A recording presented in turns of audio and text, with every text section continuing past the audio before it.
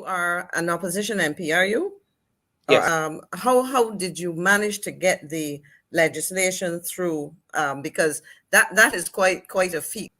All right. So it's a mixture of a few things. I believe that God has ordered our steps with this, because we've got a speaker. For the first time in Ghana's parliament, we, as the opposition, we put up a speaker candidate at the beginning of this parliament in 2021. Even though we're in the opposition, we actually won that election. And so we had the Speaker of Parliament being a member of the opposition, even though once he becomes Speaker, he's not an elected member of Parliament. Okay. So he doesn't have to be partisan. And we've had our fights with him. We think that we elected him, and many times he takes a stance against us. But on this particular bill, the Speaker has made a point that he is Catholic and he supports the bill.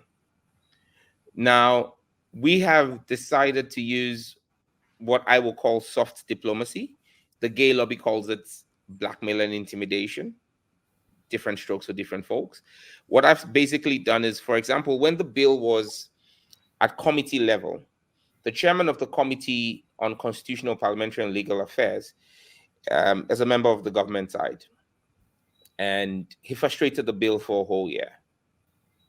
I mean, on clear instructions not to get the bill to go through. And so what I did was to reach out to the churches in his community, in his constituency. I reached out to the churches in his constituency and said, this is what your member of parliament is doing. He's using his office to block this bill. Is that what you really want? And so when we went on recess in 2022, the MP, as we all do, visited churches to say hi to his constituents.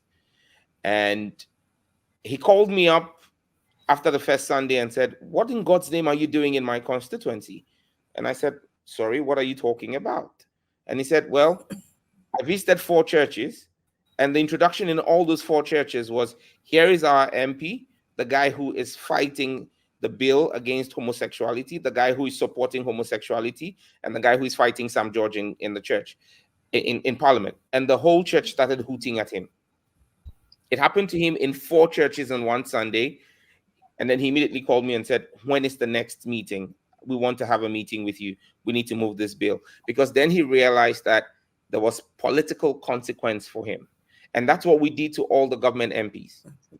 Basically, we said to them, the vote on this is not going to be secret. It's open. And we got the media to carry it live. And the speaker will call you and your constituency, the whole country is watching, and ask you how you vote.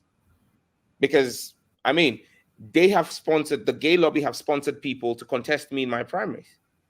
Thankfully, I won that election because the church rallied behind me. I won that election.